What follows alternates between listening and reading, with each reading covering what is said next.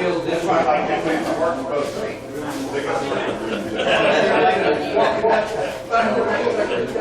Troy! All right.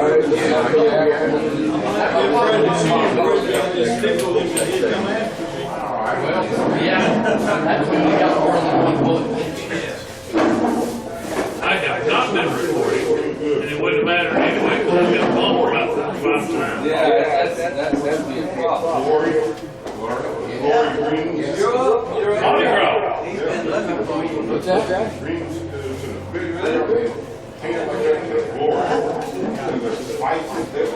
Who's up next? Who's up next? You are. You're supposed to introduce me. Well, I want to suggest something here to one of our guests. This is the public comment session, which means everybody here can have a comment, 2, 3, how many the rest of us will let them have. And so, Mr. Lawrence, you got an opportunity to speak here at any time, whenever. I'm first going to introduce Mr. Brandt to speak, and then if you want to step in after that and comment, you're welcome to. He didn't hear what I said. Can barely hear you back here. Is that right? You ready?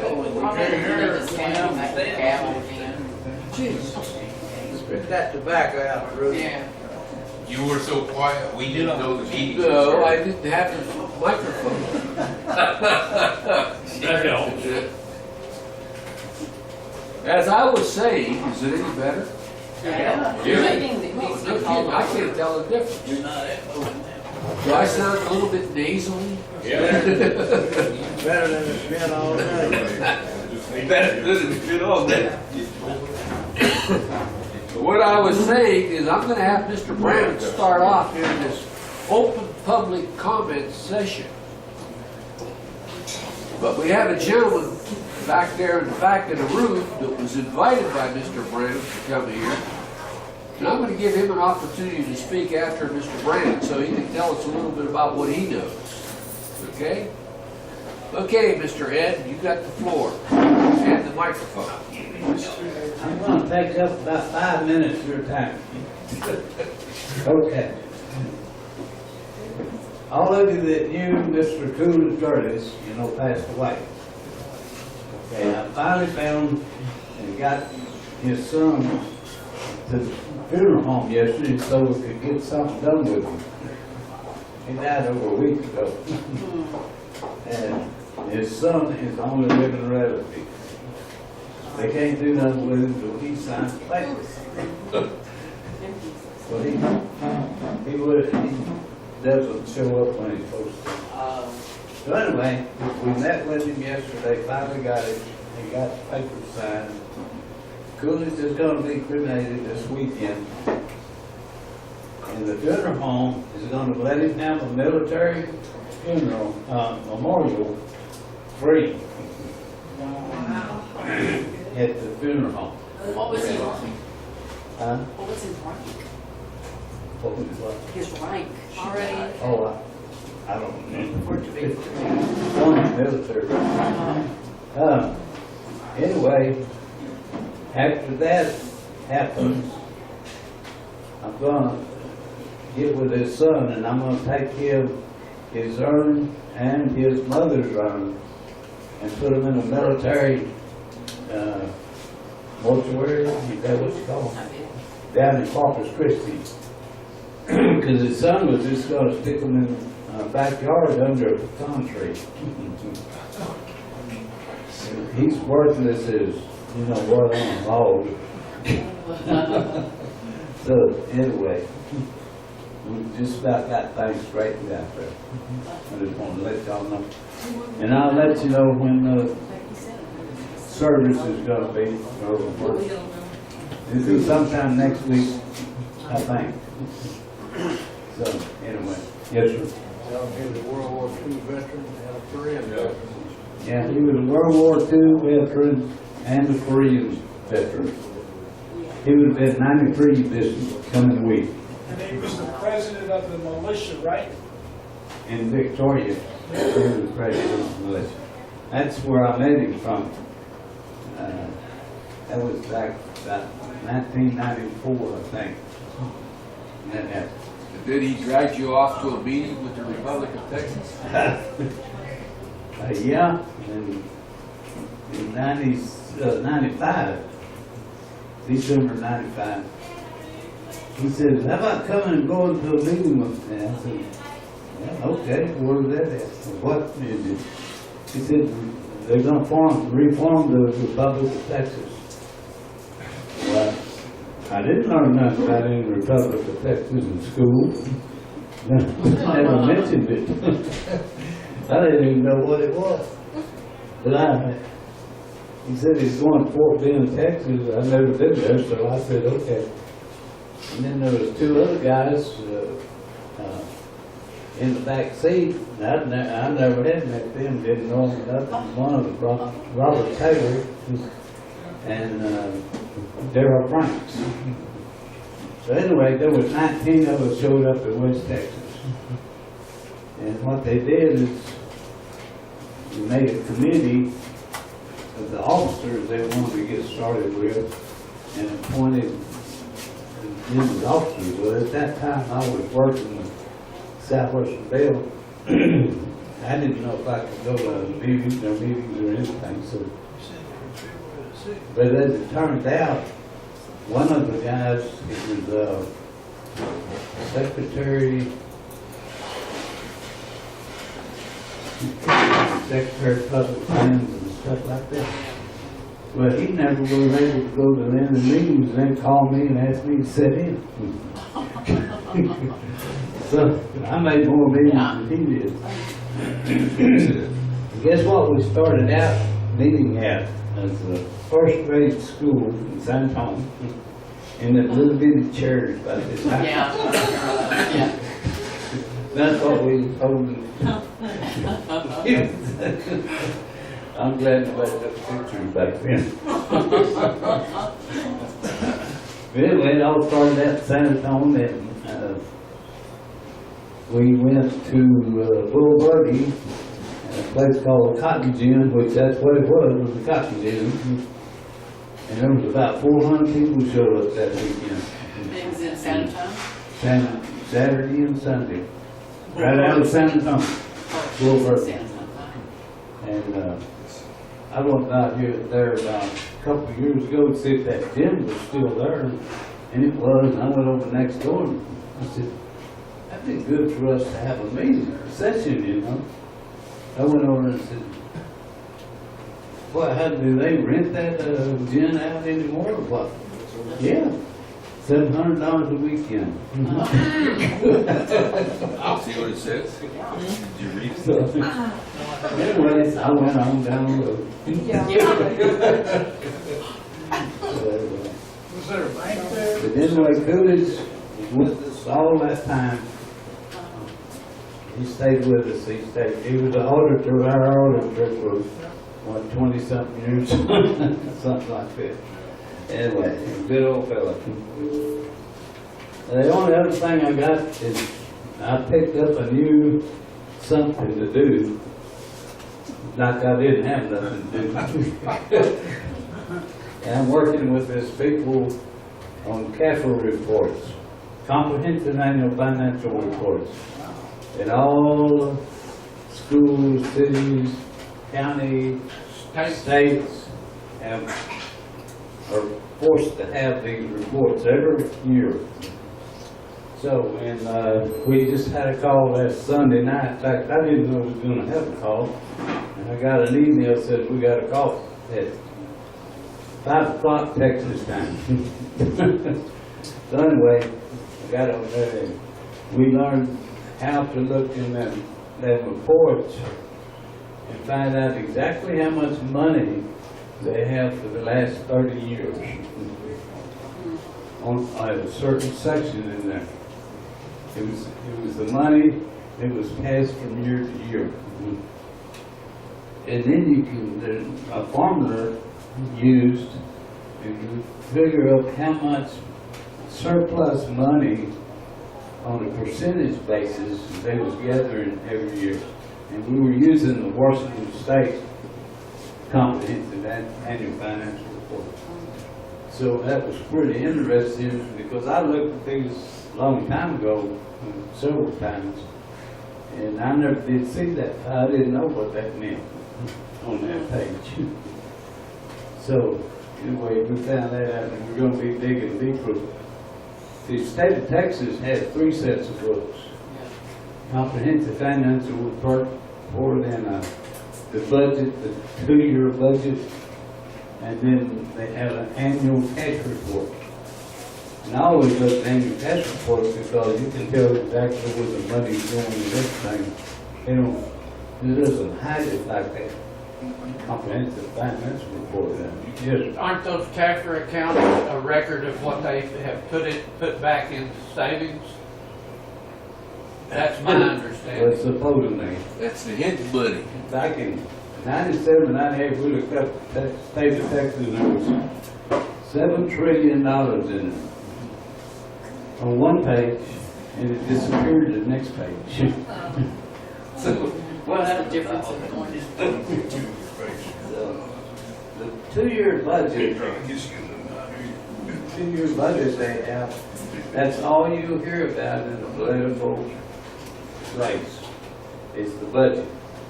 Because the budget is not supposed to make any money. They usually always come up in the red because that's the only way they can get more money. All the money invested in enterprises and whatever, bonds, and all of that is in the capital report, and they never talk about that. And we've had 2 people over the years that we were supporting to run like the county commissioner, and we tried to get them to run. Their platform was, where did the money go in those capital accounts? Well, guess what? The whole county blackballed them. One of them is coolies. And anyway, that's where you get if you start trying to tell the people where that money is and what's happening. They're not supposed to be investing and making money, in other words. And that's where all the making money is. You know that the government owns 15 million shares of Walmart? I wouldn't, I think And that's they- not the only. I think they own all the corporations. Well, how much does the CIA own? They do. No telling. They do own all the corporations. That's why a corporation is incorporated into the government. Right. And then they give a bunch of people a piece of paper that's worthless and let them trade it on Wall Street. Right. But really, at the end of the day, they can seize it anytime they want. That's right. You start messing around with them, they just take it away from you. Exactly. So, sometimes they put them out of business, on purpose. Well, look what they did to that accounting firm in the Enron case. Yeah. And that accounting firm didn't do anything wrong, but they're gone. Yeah, they're gone. What was that accounting? I can't remember what the name was. And I discovered one other thing, I discovered what the matter with Venezuela. It doesn't have a Second Amendment.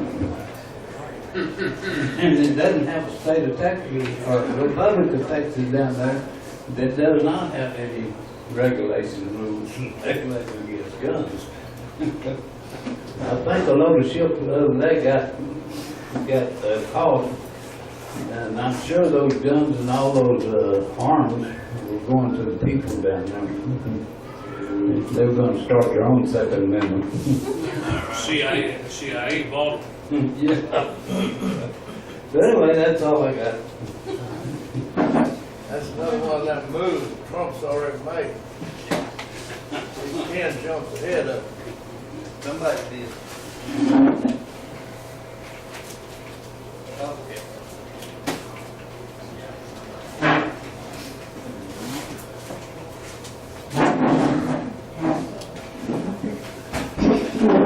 I was going to ask Mr. Lawrence if you would to tell us a little bit about his work in the Joral Assembly. Oh, okay. Well, he stepped out of the room. In Ohio? Yeah. Yeah. Let me show y'all. One other thing, I don't know how many of you have seen this. This here is 3 state of Texas appeals court ruling that there's no such thing as a driver's license. It's been expanded to 5 now. Is it? 5 counties or? We got 5 cases. We got this out of the college library in Victoria, Coolidge, and I did, back in '97. So, that's how long it's been there.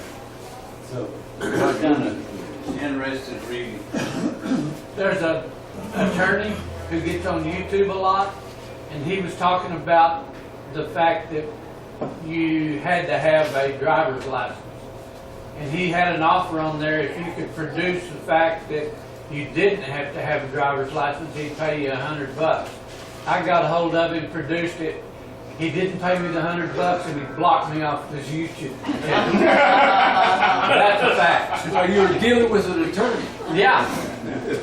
You knew he was a crook. We knew he was a crook before he managed to push. Well, he won because I got blocked. Should've been $100. No, you still won. That's why you got blocked. Yeah. I also have here just a couple of these. The name of this is, I am not a driver, I'm a traveler. I'm a And what? this is I'm not a driver, I'm a traveler. Traveler, right? And this tells you what the county cop. There's all kinds of Are you gonna send me that stuff? Supreme Court cases here. Copies of that stuff. Yes, sir. Mr. Brennan, I've got one of those C. Davis cops over there where I live, and I've talked to Bruce about it. He done gave me 2 tickets, and they've been thrown out every time. And every time I try to discuss something like that with him, you know what his response is? I'm not gonna argue with you. I'm not gonna argue with you. That's his response. I heard that with him. Didn't I? Well, he's a good We're not seasoned- playing them games. That's what they told him. We're not He's a playing good them seasoned games. agent. He's becoming. Oh, boy. Anyway, somebody wants a copy, I got a couple copies. Oh, okay. I already put my bid in. Yeah, I want a copy of it. Can we post it on the website? Yeah, I'll just make another copy and save. They got them already. Oh. Can they make copies here? Hey, Thank you. send me an email and I'll send you a copy. Okay. Send me one too, Ed. Kevin. Send me an email. You gotta All right. Can they make copies here? All right. make copies up here? Huh? Can they make copies up there? I don't know. Go back there. I'm gonna try to eat. Well, since we're talking about traffic violations in the court, I'll tell you, when I left our meeting in LaGrange, I got all the way to West Columbia, Texas, without incident. Now, the day before, I replaced a headlight in my Mercedes. The right side headlight was not working. So I replaced it. And I drove up to LaGrange. We had the meeting. And I drove back. And of course, I got to West Columbia. It was dark and I had my headlights on. Well, I see these flashing lights behind me, so I pulled over. And the woman police officer comes up, and my window does not go down on the driver's side. There's a couple of reasons for that. Number one, I quit doing it. Number two, I refuse to fix it because I don't want to talk to a cop through that window. So I make him go around to the other side to talk to me. So if he's trying to sniff for anything, he's not going to smell a thing from me.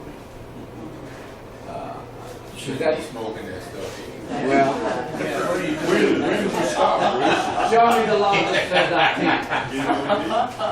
that's the reason I keep the window up. Bruce? So you don't have to show them the law then.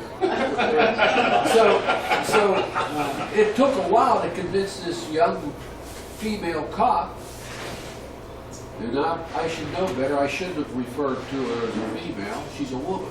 She's not an animal, I hope. She's But, a kid in California. She says, well, I stopped you. You have a headlight out. And I says, which headlight? She says, on the right-hand side.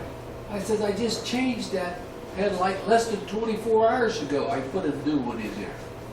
She says, well, it's out now.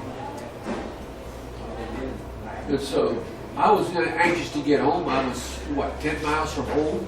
And so I was like a fool. I talked with her. When she asked me for my driver's license, I says, I don't use any. I don't have need for it. And she says, well, I don't want to hear anything about travel. I said, fine, okay. So, okay, I got a headlight out. And so she asked me my name. Number one, mistake. Talking to a cop. Number two is when they ask you your name, you tell them. Because the next question that comes out of their mouth is, well, what's your address? As soon as I gave her my address, she said, yeah, I gotta go back to the car. So she goes back to the car and gets on her computer. She comes back and says, well, you do have a driver license. And it's expired. And I said, yes. My birthday was December the 30th, and I let it expire. I have no reason to have one, because I don't drive. I only drive. So, he says, well, I was just going to give you a warning for not, for having a headlight out. But now I got to give you a citation for an expired driver license. And so, I'm pretty irritated then. And so she gave me the ticket, and I signed it. I do not comply, or all rights reserved above my name. And I went home, and I called Tom up. Say, okay, Tom, what did you do to get out of your ticket? He says, well, within 72 hours, you got to send this back to them. You got to get this back to them and say, I do not agree to this contract. I do not consent to this contract. And so I did that. And I sent that off. I got it notarized and everything. I sent it back to them within 72 hours. And so, talking to Jerry Laurie, he suggested, well, in addition to what you wrote today, you should have said, based on the following, I am not required to come to your court. And if I do not get anything back to the contrary from you, then I will not be there. Since you got to put the onus back on them to say that you've got to be in court. Because when you do that reply to them, I send it by certified mail return receipt or registered mail, either one, then you ought to be able to say, if they don't reply back to you, you got the evidence that you sent to them. That you told them that they had to prove that they have jurisdiction over it. And if they can't, they can't. So, that's what I did. I wanted to call Glenn Fern, but I couldn't get a hold of him that time. I was going to see what kind of advice I could get out of Mr. Fern. Do you have any advice to Fern on that, Glenn? Well, the question I'd have to ask would be, do you have any evidence that I'm carrying passengers and property for hire? Because if I'm not operating in a commercial capacity, I'm not required to have a driver's license. That'd be where I'd be going with it. Okay. Richard? I have in my possession right here 2 Supreme Court rulings. Licensing liberty. No state shall convert a liberty into a license and charge a fee therefor. Murdoch versus Pennsylvania. If the state converts a right, liberty, into a privilege, the citizen can ignore the license and fee and engage in his right with impunity. That is Shuttlesworth versus City of Birmingham. Any time a case goes before an appeals court and a decision is made, whether it's at the lowest level appeals court or the Supreme Court of the United States of America, that ruling becomes the law of the land. In Article 6, Paragraph 2, this Constitution and the laws which shall be made in pursuance thereof, all treaties made or which shall be made under the authority of the United States shall be the supreme law of the land. And the judges in every state shall be bound thereby. And anything in the Constitution or laws of any state in conflict notwithstanding. There's your rule right there. And if you have to go to court and fight with them, I haven't done it yet, but I've got a process plan. The first thing I'm going to do is stand up in front of the prospective jurors and ask them, how many of you believe we should obey the law? And how many of you think are going to raise their hand and say yes? And then I'm going to introduce the law. And they have no choice but to find you not guilty. Could I ask you to send that to me by email? For $1. For $1? I'll give you $1. Did they reply to you? Did they reply No, back? they have, well, I haven't sent it the second letter. I got, my court date is the 26th, so I gotta get this letter out pretty soon here. But give them 10 days to respond back to me. Yes, sir.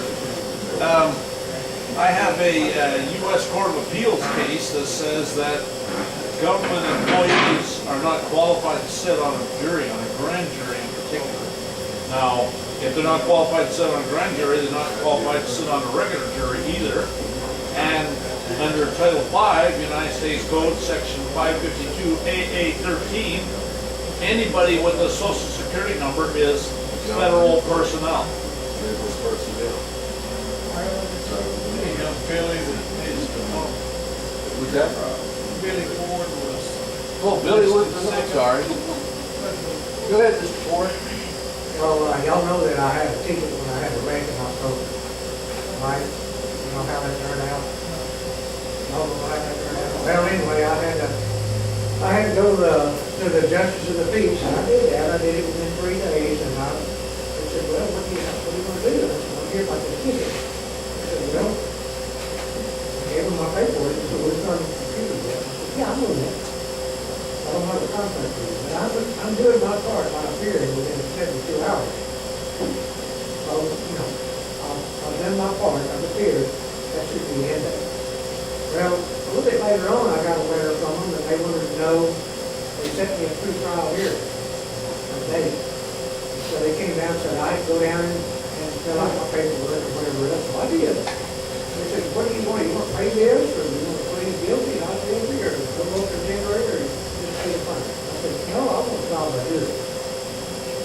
And so, anyway, I told him how we told him when we first started. He says, where's your driver's license? And I said, oh, I don't have a driver's license. I said, that was like years ago. He said, I've been looking for you in the computer, so I can't find anything on you. He said, do you have any ID? And I said, sure. So I gave him some ID. He looked at that. I said, well, I got to write you a ticket for no driver's license. I said, how come? He said, well, we don't have one. I said, well, I don't have to have one. He said, who told you that? I said, the Supreme Court of Texas and the Supreme Court of the United States. So I sent my back and found out I didn't need one. Anyway, I got the ticket. Went to the justice of the peace. I filled out the form. And you had 3 choices. Guilty, not guilty, no contempt. So I scratched all those out. I wrote in it. On the bottom it says something else. I wrote man with it, so it was like my name. The way I used it. No, they sent me a pre-trial hearing. When I got in there, they asked, anybody here for inspection ticket? A couple of people raised their hand or whatever.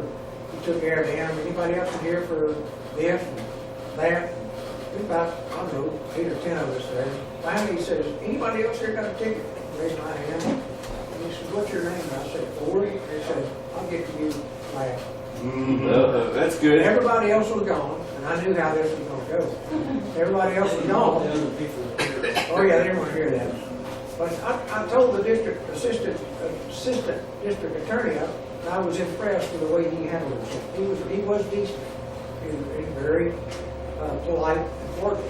Some people needed to pay a ticket, and others he let them skate a little bit. And he really tried to work with him.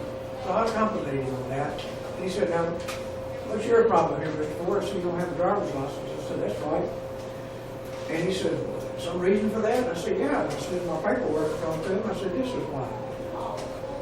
And he read it. He says, "Has the state ceased all hostilities toward you by a jab?" I said, "No, not really." But I said, "It's not a problem." I said, I know what my rights are, and I'm going to exercise my rights. And incidentally, do you have the jurisdiction to override my rights? No.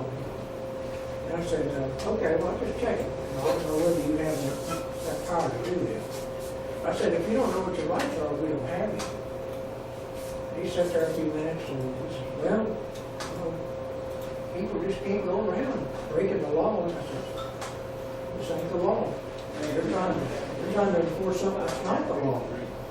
And I said, I'm law-abiding. I happen to be a Christian. All of those things, I'm just asking you to abide by the law too."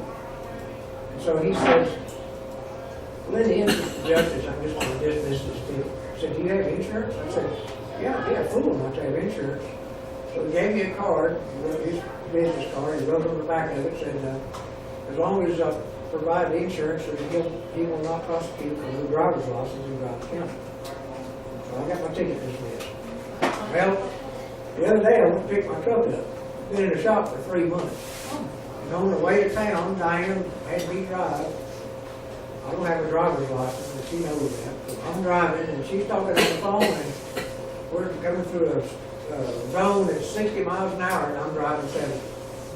We made a highway patrolman head on. He turned around, flashing lights, and turned the lights on. So I pulled over. He comes up to the car, and he said, "I need your proof of insurance and driver's license." I gave him my proof of insurance. I said, "I don't have a problem with driver's license. I'll send those back years ago." "What?" I said, "Yeah, I don't have a driver's license. I don't drive. I never drive. I always travel." And he said, "Oh, okay." So he said, "Step out of the car and stand at the back." So I did. I was standing there. He says, "Come here, Mr. Ford." I went back there and he said, "Do you have any kind of identification on you?" And I said, "Yeah, I usually carry it, but I'm in my wife's car. It's in my truck." He said, "The only thing I have is one picture ID." He said, "Okay, let me see that." So I gave him my VA card. He said, "Well, stand back over there." So I stood over there. And a few minutes later, he called me back over and come over here, Mr. Ford. He says, what is your address?" I gave him my address. He says, "What is your social security number?" I gave it to him, the whole thing. No, it's not mine anyway, I don't care. So anyway, I went back over there and stood behind the car. In a few minutes, he said, come here, Mr. Ford." I went back over there and says, "Tell me your social security number again." And I gave it to him. And he said, "Let's stand over there, Mr. Ford." And so I did. Finally, he got out of the car and he comes up there and he says, "I can't find any record of you in our computer." And I said, "Well, you're not the first highway patrolman to tell me that. She's the third one, actually, to tell me that." And he said, "Some reason for that? There's some reason that you renounced your U.S. citizenship?" I said, "Yeah, there is." I said, I'm involved in the Republic of Texas. And I don't vote in this nation's elections. I vote in the Republic of Texas nation because I'm trying to get Texas back as an independent nation for my kids and my grandkids and your kids and your grandkids. He said, "I never heard anything such as that. I still got to give you a ticket. I'm going to let you off on the warning for speeding, but I have to give you a ticket for no driver's license." Okay? Why didn't you show that card? What card? The judge gave you. Well, I showed it to him. They still come write me a ticket. Texas ID? Texas ID. No, I don't have a Texas ID. I never printed myself one. I'm the Secretary of State. I'd have to sign on the card, so I have to get my undersecretary to do it. Long story short, he kept me on the road for over an hour. But I talked to him about everything. He wasn't confrontational. He was a nice guy, nice young man. He was a veteran. a veteran. So we talked a little bit, and I was telling him about everything. He said, well, do you pay taxes? I said, I'm gonna tell you something. I said, the problem with our country is, everybody thinks the Republic of Texas is a bunch of alcohol. Nothing could be further from the truth. We just want everybody to live by the law. Everybody, me included. And I said, that's where this all came from. So, I don't have to have a driver's license, because there's no such thing as a driver's license, as Mr. Wagner pointed out. And he took that. He knew what I was talking about. He knew I knew my rights, and I knew what I was talking about. And then he said, well, don't you pay taxes? I said, I've known people that haven't paid income tax. In answer to your question, the short answer is no, I don't pay. But I said, I could have paid a long time ago, but I ran a test to see if I had to pay. And I don't have to pay. I know people that haven't paid taxes in 25 years. He says, well, that's just not right. I said, he said, what about property taxes? I said, well, that's a different story now, but since you asked, I'll tell you about that. We talked about a lot of different things. Pretty soon he's just reaching up there, taking my ticket for no driver's license, lighting it up, threw it over the floorboard of his car. And I told him, I said, I really appreciate that. I said, you're a nice young man. I said, I appreciate you listening to me. Those people won't listen to me. He said, I've never heard the stuff you're talking about. I said, no, you're not going to. You weren't taught in school, and until you read it and see it for yourself, you're not going to believe it. I said, don't take my word for it. Please don't take my word for it. Go do your research and find out if I'm telling you the truth. And he said, okay. So he said, I'd like to hear more about that. And he asked about money. And I said, incidentally, you asked me about, I'm going to tell you something. Do you pay sales tax? He said, yeah, everybody pays sales tax. I said, no, not everybody. The law says that you can't tax Federal Reserve notes. You entitled to USC 3124. It's 31. I told him 36. I said, so the 30 31, 24. I said, U.S. code says you don't have to. You can't tax a new note. He said, really? I said, yeah. And anywhere you go, you fill out that form, put 31 USC or 36 USC on it, sign your name to it, give it to them, and they take the tax off right there. The obligation is gone from them to collect it from you, and you just got your exemption and gave yourself an 8.5% rate on everything. I never heard of that. So that's another thing they're not going to teach you in school. I said, your money that you have is not money. All of those are notes. Federal Reserve notes, fiat money, they're absolutely worthless. How are you be buying silver and gold? Where do I get some of that? Well, you come to one of our meetings and get some here, but I said, I'm going to give you your first piece. If I can ever, if you'll get in touch with me, I'll give you your first piece of silver. I haven't heard from him yet. Richard said it's probably because it's like a bribe, and he may not ever call me to do it, but I wanted to give it to him because he was a decent young man, and he actually learned. I would pay somebody to give them the information so that they would be better informed. And I wanted to give him something to get started for him and his family. So you see, you don't have to be illiterate. You just have to know what your rights are. And so when you know what your rights are, and Richard keeps his in his phone, and he can quote the law to the people. Your cop down there gave me a ticket. I'd be glad to take it. Did you give him good news? Huh? Did you give him good news? Yeah, He's a Christian. Yeah. I am. Oh, So anyway, that's the whole thing in a nutshell. But if somebody wants to be a bad cop, you don't have to argue with them. Just take the ticket. That's what I do. Just do what you got to do. Just go down there. If they don't show up to court, you win the case anyway most of the time. And our courts are not courts of law. They're not courts of common law courts. We have admiralty and administrative courts. You're not ever going to get justice in them, no matter what you do. Our courts have been for-profit corporations since 1840, I believe. No, it's 1871, I thought. Anyway, it's been a long time.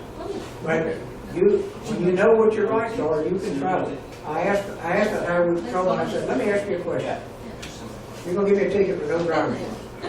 if I was walking down the side of this highway, would you give me a ticket? He said, no. So what if I was riding a bicycle? No. He said, if I rode a horse, would you give me a ticket? And he said, no. So I said, those are all forms of travel. You can't prevent me from traveling in this vehicle, even though you think you can. I'm traveling, I never drive.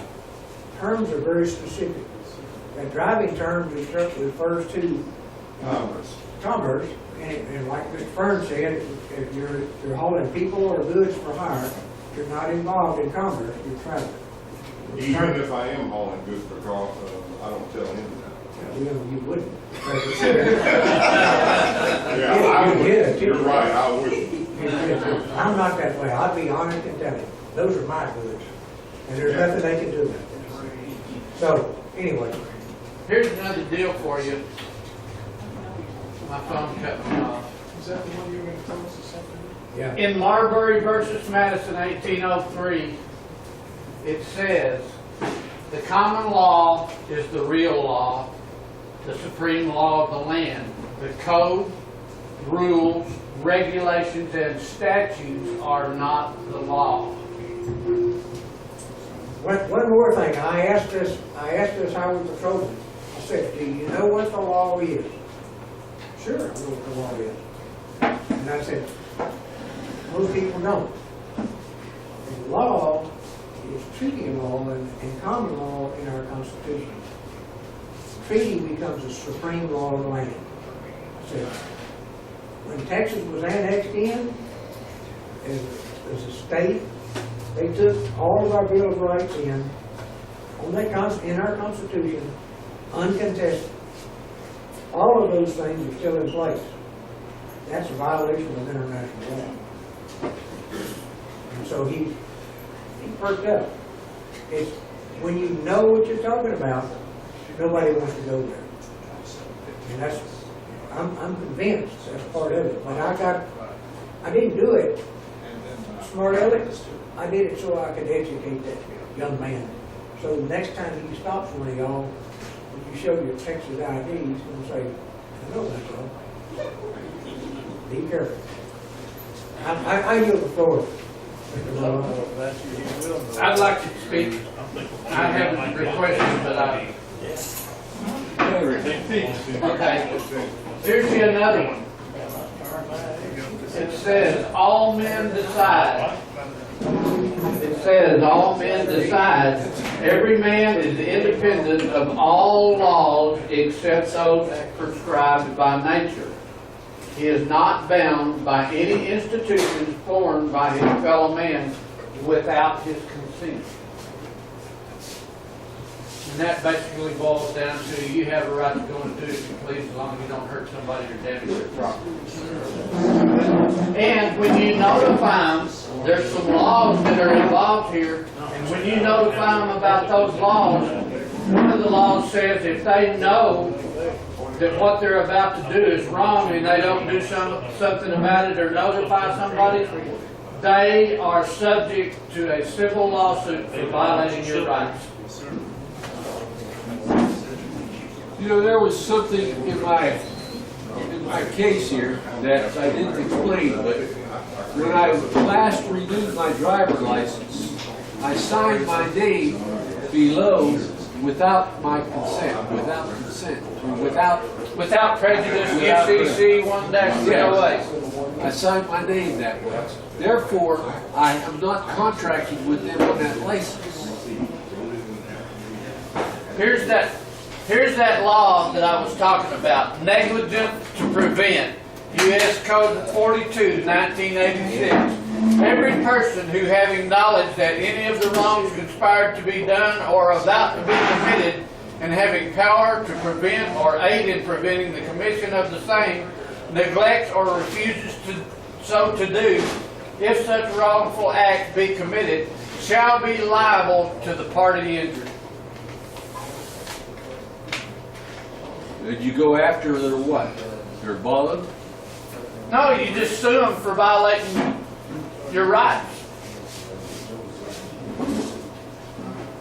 I got stopped by a highway patrol about 5 years ago in my Corvette. my tail lights were out. He said, well, do you have flashers? And I said, yes, sir, I think so. And he said, well, flash them and I'll check your car. I had them. He said, okay, I'll write you a warning. So he went back to his car, came back in a few minutes. He said, Mr. Wagner, are you aware of the fact that your car has been out of registration for a couple of years? And I said, yes, sir. He said, well, why haven't you re-registered it? I said, because the Supreme Court told me I don't have to.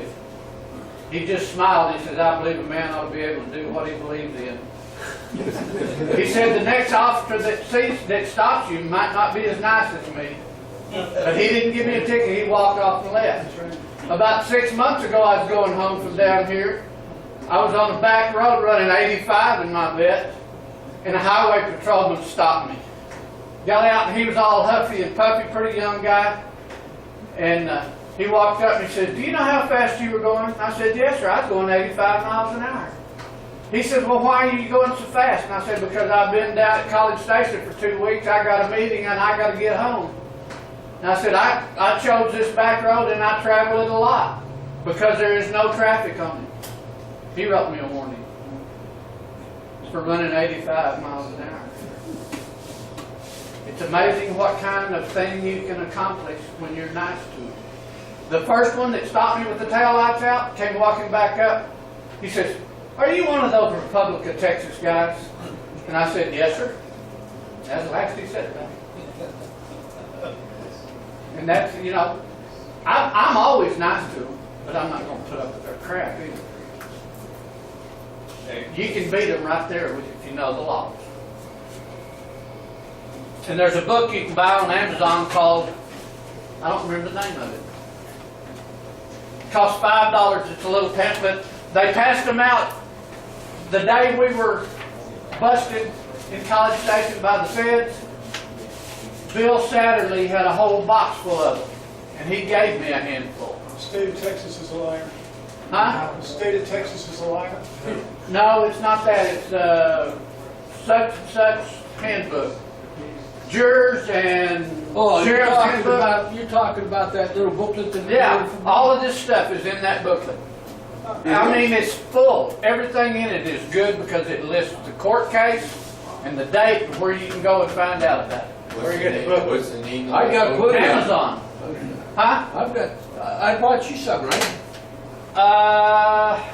That's a citizen's grand jury, not. Yeah, that's the other one. But it's still got a little bit on it. But you can go to that Amazon and find it. It's $5 at Amazon. I was buying them for 60 cents a piece, and I bought 100 of them. What's the name? And I passed all of those out. What is the name of the book? I know I can go to Amazon, but I gotta have some. I'll go to Amazon and find How's that it. belly full? Richie got his hand up. Richard, go ahead. All right. Okay, Richard's got the floor. Okay, I'm not as smart as you guys, and my blood sugar changes from time to time, so I like to be administrative. And years ago, Steve Costa, who was our Attorney General at that time, sent me this little YouTube. It lasts about 10 minutes. It's from a guy, I believe he was from Ireland.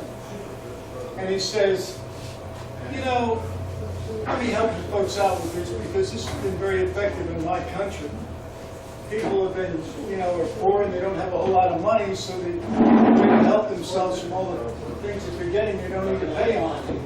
So he says, you get this thing in the mail. He says, let me show you. I'll pick up the mail, and he looks at it and he says, okay. Oh yeah, I see. Here's what you do with this. You take this, and you take this sticker, because this came and this is insurance, and it's just like if it was your neighbor next door, and it wasn't your mail, you're going to return it to him. So you take this, you put this sticker down here at the top that says, return to sender. I don't recognize you. I don't know who this is. I don't understand your intent. And you know, everything's contrary, international, and I don't have an international treaty with you. Therefore, no assured value, no liability. And you should put this sticker on over the name that they sent to you, over the name and address that they sent you, and walk walk outside and you go over to this little place here and you pull this lever down and drop it in there. Now it's not your problem anymore.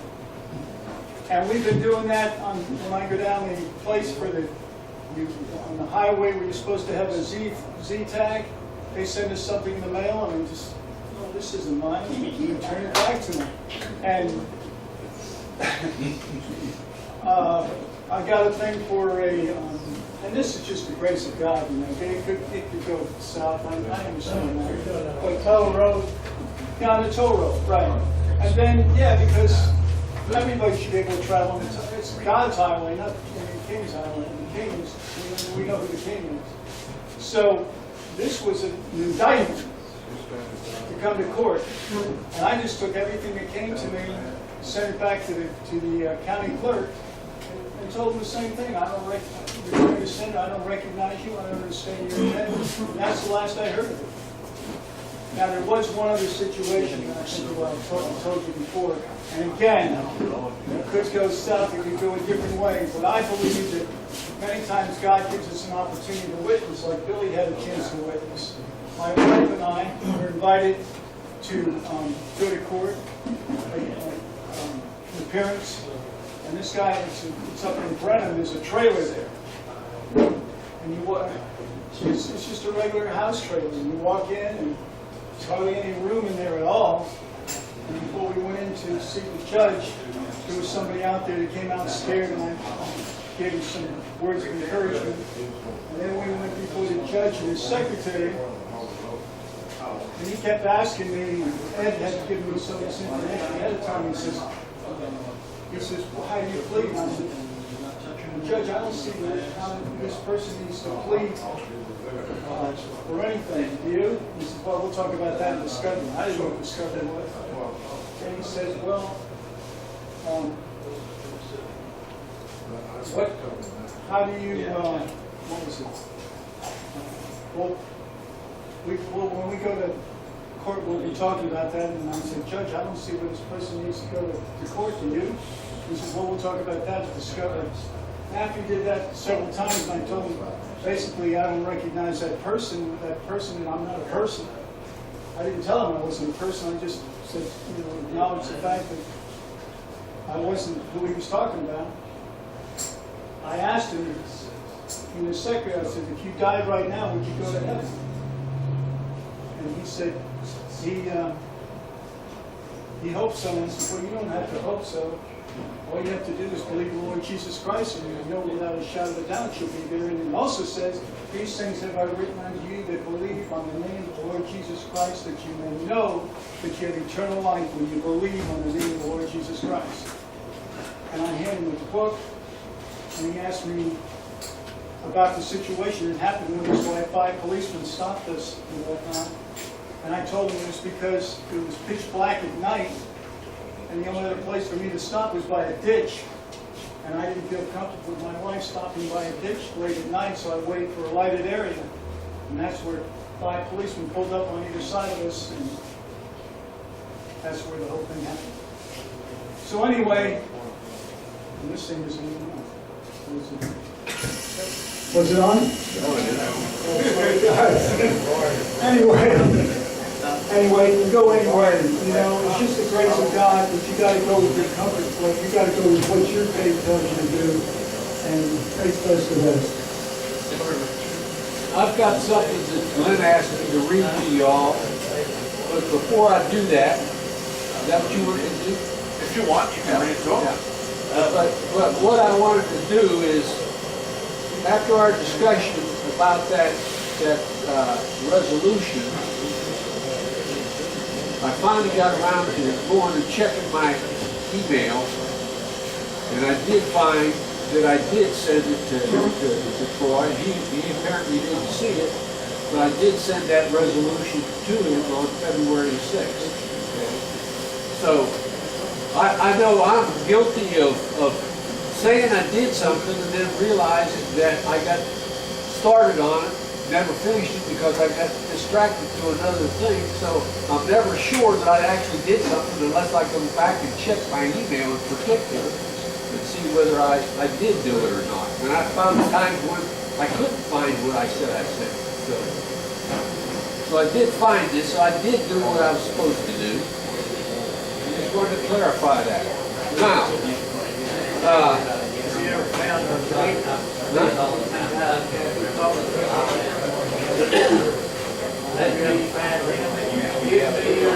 find who? guy that was going to gun us? The other guy beside Ed just signed up. No, I don't think he ever came back in, did he? I don't know. Yeah. So I got this from Glenn. It says, this is the Texas Constitution, Article 8, Taxation and Revenue. Paragraph D. The legislature, by general law, shall exempt from ad valorem taxation household goods not held or used for the production of income and personal effects not held or used for the production of income. The legislature, by general law, may exempt from ad valorem taxation. 1. All or part of the personal property homestead of a family or a single adult. Personal property homestead, meaning that personal property exempt by law from forced sale for debt. 2.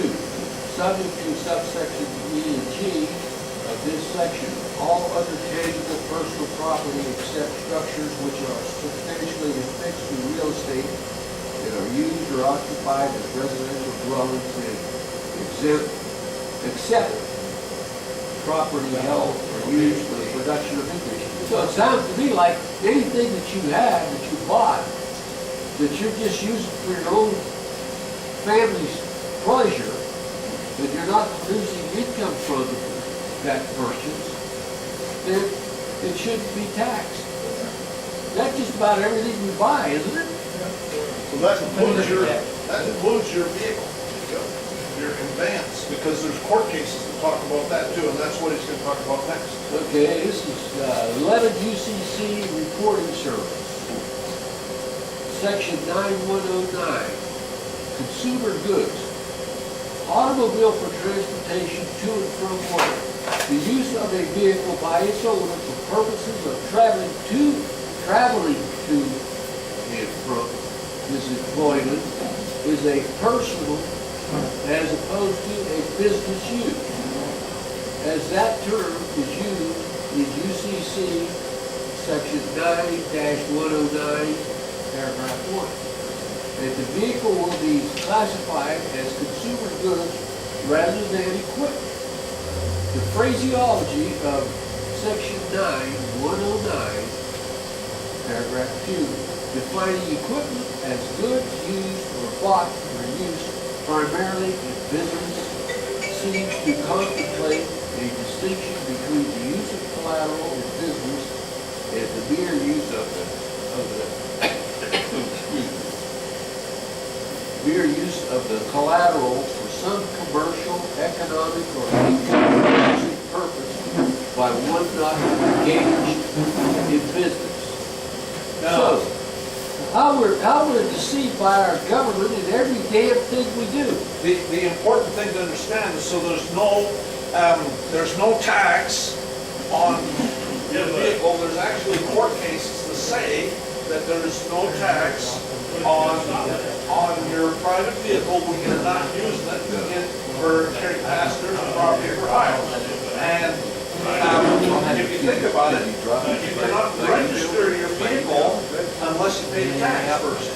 Okay, the sales tax. Okay, that's what the ad valorem tax is a sales tax. It's based on the value of the vehicle. And so that's what an ad valorem tax is. So if you don't pay that ad valorem tax when you buy a vehicle, they won't let you register it. And so, and that was Bruce's dilemma. Okay, he was under the Federal Tax Lien Act. They can presume that a registered vehicle is taxable.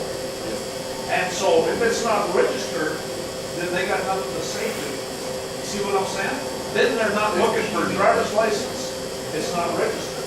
And so that's really the crux of the argument, okay, is you don't pay the sales tax, and then they won't let you register it. You put a Republic of Texas plate on it or something like that, and then they can't stop you because you're not carrying past the property for back. And there's court cases that you can talk about. Well, they're not supposed to, but they still will. Well, again, we have to educate them, but I've been actually sending some registered letters that talk about this stuff to county sheriffs. And I've done about 4 or 5 of them so far, and the Attorney General, since the Attorney General is the highest law enforcement officer in Texas. He's responsible for all of these other law enforcement officers to make sure they get the right information to work on. And so, and what I do is I serve them with a registered letter, and if anything happens after that, I file a criminal complaint against them. And I can show you lots of examples where when I file the criminal complaint, all of a sudden the guy's gone and there's somebody else there. So you have to build a case against them. Richard, you found Amazon? I found Amazon, but I can't find the damn book list. But I can, I'll if you send send you me a an copy. email, I'll send you the document that I'm sending to these people, and you can read through it. It's war crimes. They're engaged in war crimes. I already knew that. I already knew they were engaged in war crimes. So I go through and explain. I got one that's wrote me 2 tickets, and they've all been dismissed, but he keeps writing. And when I try to, I'm nice to him and try to explain what's going on, he says, his response to everything is, I'm not going to argue it. I'm not going to argue it. So at that point in time, I just take it under duress, UCC 1308. Right. Then I just get it dismissed in a couple of days. Well, and because he's not going, he's brainwashed in the power struggle in his mind so strong that he's just not going to hear any logic. He's just not going to. He's got a job to do, and that's to assault me, and that's what he's going to do no matter what. So I'm not going to waste my time any longer. I've got business to take care of. But if you think about it, there's terrorism is a war crime. Pillaging is a war crime. Okay, they're trying to take your property. That's Right. pillaging. Persecuting you for your political beliefs is another war crime. And so that's what I put in my criminal complaints is war crimes. The last time I got stopped, I told him I don't have a driver's license, so I gave him my passport card. And I said, this is my identification, it's the only identification I carry, and I had my pistol on my side. And he said, well, I'm gonna have to pick this car up and have it towed in because you can't be on the road anymore. So he was threatening to actually, I don't know if he would have done that, maybe he would have. Coercing information from you is a war crime. If you had an iPhone, And send it direct to any kind of coercion from you or from third parties, they even say third parties in the Geneva Convention. Have you ever had one threaten because you don't have a driver's license, he's gonna take your vehicle and have it towed? Or is that just a threat, or will he actually do it, some of them? A lot of it depends on, I've had Telephone number? I've I had was gonna friends send it of straight mine to your phone. that the You cops got that stopped them information. and the vehicle wasn't registered, and he overheard them talking amongst each other, and they were saying, you can't tow this thing because it's not registered. Yeah, mine's not registered neither. It's not registered because I didn't pay I ain't got tags on it anymore. I Well, stopped. So, but if they can pull it up in their system based on that BIN number and your name, then I've seen them tow it based on that. You know why? Because it was previously registered. Because it makes that property theirs. Well, exactly. Well, I can call the county and tell them I don't know if they So, need to I don't know if you know Bill Satterwhite. Well, He actually goes near Livingston. But if you And what they did is they bought a vehicle. They got the manufacturer's origin. that's what I'm thinking. And so it was never in their system. It was never ever in their system. And the cops, they wobble once in a while, and that's it. They never bother them. Obviously, some of And they've been driving like that for, traveling like that for a couple of years now. I got an email So from somebody. Well, every time I slip up and say drive, he'll correct me and say, well, who's paying you? Yeah. Hey, I'm always, liability. That's true, that's a valid point. Well, it is, but I mean, I have a whole different point, because if they're paying me $60, $70 an hour to drive, I wanna get in on it too. I'm trying to make some money. There you go. Are you guys paying any for this? Sheriff Department or county or Well, what? we haven't filed on county in a while. Well, did you hear about the guys that went to the court? I got Actually out went the to last court, one and the judge said that you are a driver, and he said, put it on the record. Oh, And he said, okay, enter it on the record. So he entered it on the record, he paid his fine and everything. Junior, maybe. Then he turned around and sued the state for back pay. Yeah, there you go. supporting me. And he won. I think he sued him for, I never did find the case, but I think he sued him for like 800 and something thousand dollars. From the time he had his license till then, he sued him for all that time in back pay. I don't know how he come up with the number, but I mean, it sounded like a nice number to me. But whether he got paid or not is a different story. Yeah. See, I don't have driver's license, and so I don't, you know. Yeah, but if you get a hold of this one here, you'll want to tow his car. Well, if you don't have a driver's license, I'm gonna have to have your car. Well, Not that you have someone with a driver's license that can drive it, so. That's pillaging. Okay, you want to engage in war crimes, then that's pillaging, and I guarantee you, there's gonna be a war crime that might go in. And you understand, we're under martial law, don't you?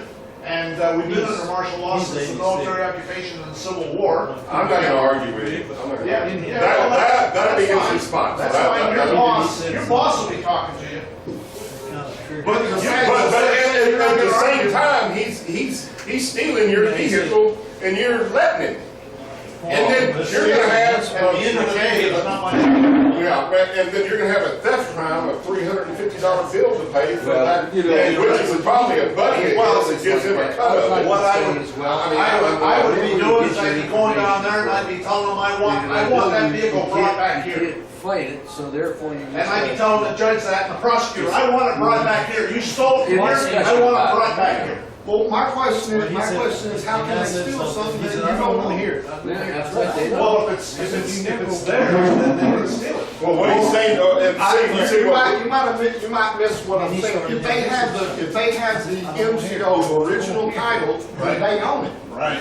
So if they take it, they're taking their property. That's true. It's called user-front. Well, It's called user-front. but my whole thing is because I recently bought one, and I told the dealer, I asked him, I said, how can I get, before I bought it, I asked him, how can I get the MCO? And he had a blank look on his face. Oh, a lot of it, yes. No, he knew what the MCO was, but how many people come in there and ask for the MCO? That's true. That's true. But no, he knew what the MCO was. And he said, well, I don't know how to answer that You're question. getting paid. I said, it's real simple. What do you require from me so that I can have my MCO? So that you cannot send it, so that you do not send it to the state and you give it directly to me. And he said, by law, we have to send it to the state. That's not by law. What you do is you have a mailbox, a mailing address out of state. And then you tell them you're taking it out of state and you give them that address. And that's how Bill Satterley did it. And he had a mailing address in California. And he had them send it to California and he got it back. Well, there was another guy I found that he got his, but how he got his is the dealer agreed Therefore, gold and silver for me for 3 months. Right, right, yeah, exactly. Then he got the MCO, but the guy wouldn't tell me that that's, if I they would give me gold and silver. money. If in lawful money, that he would give me. I know when you get a warning truck. I don't tax, I That's where don't, to get I the lead. argue with the tax assessor over there. The in note Fayette that you County, signed is- his county, he's represented. And I told him, will you accept gold and silver for my tax payment? And he said, yes. I said, I'm gonna videotape that. He's gonna be videotaping it while I bring the gold and silver in there. I'll end up owning that county when it's all said and done. The whole thing about it is, everything I've always read, making them pay you is the hard part. Yeah, I agree. You've got them. I mean, you can get judgments against them, and you can get, but then, for them to actually put what they owe you in their hand is the most difficult part. You can win, you can everything, but them actually literally giving you what the judgment was for is the hard part. But we got the same power. I can send them a bill. We can just send bills back and forth together. Yeah, they will never send you a true bill. No, they can't. But then they would have, they'd be caught in the fraud with the true bill. We have to say it's already been paid for. And then they're not gonna give you that bill. That's why they won't send it. That's why They'll be caught in the fraud. phone bills past due, send you a true bill and not pay it. I'm getting. They don't do it. They'll make that phone call. Discover's call. But it's all right. I won't call it back. No, something for value. No. You have to discharge. They said they've You have to canceled the discharge. card. They said, You know that HR 192 is what gives you the authority to do that. And you're actually discharging it through that. You're making a discharge through that promise. Pay attention to the interest because I was The doing American people, HR 192, you won't have any more bills. It was passed like 1933, HR 192. 1933. They are. Yeah, that's right. Hey, he's gonna come visit us one time. Hey, we can have a little meeting in his garage. It's It's hard to say. But I'm with the part because this is HAR means House Joint Resolution. I think that's what you guys want But, so it's House Joint Resolution. And then, of course, means nothing ratified, but that's it. I read some of it, I don't know all of it, so. I did it.